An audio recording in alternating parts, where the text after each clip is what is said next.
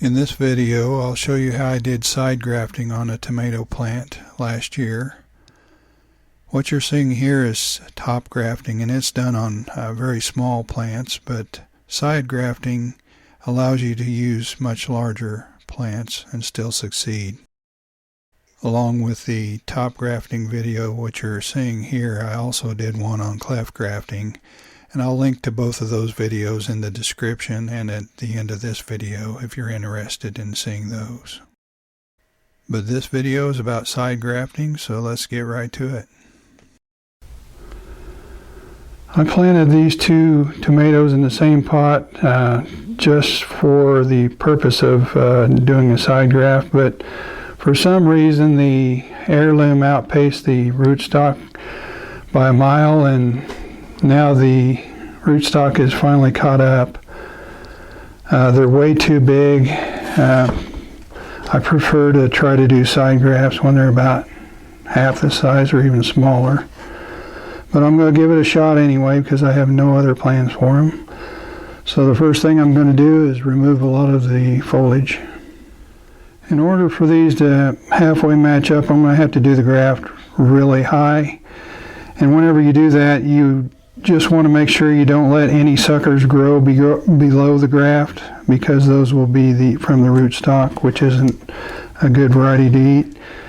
And first thing I do is I'm going to cut off the rootstock.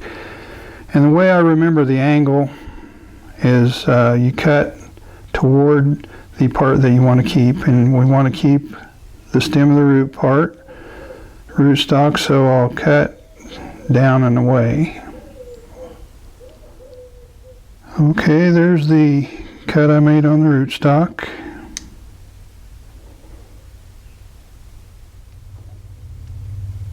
Then on the scion, or the heirloom, I made a cut up and away.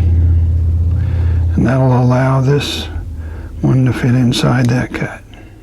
It's been a couple hours since I did the graft, and as you can see, it's looking pretty poorly.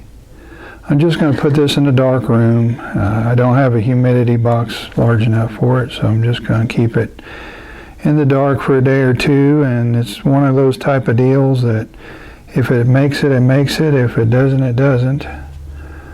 But I wanted to try it this way. Normally you would leave the top of both plants connected, and then you would wean the graft away from the scion stem over here. But this is the rootstock, and this is the scion with the top still attached. And the rootstock is just kind of, the stem is just kind of up in that large cut that I made into the rootstock. And hopefully that will heal. What I'm thinking is they were both supporting a whole lot of foliage. I cut all of that off except for this amount here. And if it still looks stressed after a full day, I might even remove this one here up to about where my thumb is. But we're going to leave it like this for now and see if that doesn't straighten up overnight. I just wanted to try it as an experiment and see if it would work. I never tried to graft anything this large before, so I'm kind of interested to see if it makes it or not. I kind of had this out here and forgot about it. Let me fill you in on where we're at. We're probably about a week in, and the first couple of days I just kept it indoors where it's cool and fairly dark. Then I put it under the grow light. It was looking so good I decided to stick it outside for a couple of hours. Well, it didn't like that at all. So I moved it back indoors where it was cool and kept it under the grow light for a couple of days. Then I tried putting it out here in the shade after that, and it's doing pretty well. So what I'm going to do now is try to wean the rootstock away from the extra juice it's getting from this stem here. So what I'm going to do is cut a notch in that. And I'll leave that for a couple of days and see how it does. And then I'll take off a little more, or if it looks great, I might just cut all the way through and cut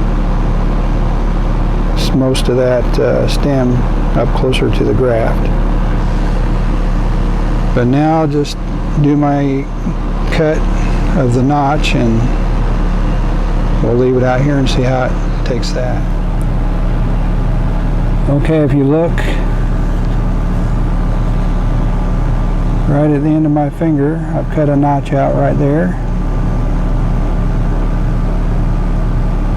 And that will help wean this plant from whatever energy it's getting from this extra stem, and eventually we're going to end up with one stem. I'm going to put it back in the shade now and see how it responds. If it wilted really badly, I would put it inside again for a day or two, but we'll see how it goes. I think I'm going to be sticking this in the ground today. I just wanted to give you a look at it now that I've completely severed it from the heirloom stem. I cut it off down here, and then I also cut it off up here where it was connected to this part. And here you can get a good look at the graft. I'll be putting the grafting clip back on for insurance, but it's healed up enough to support the top now, so I think it'll be fine as long as I keep it staked and keep that clip on. I learned my lesson by not staking one of the other plants and not putting that grafting clip back on. But that's what it looks like now. I would call this one a success for sure. Just one more way you can graft. If you're just now finding this channel, please subscribe. That way you can follow along, see what we do, see what works and what doesn't. We'll see you next time.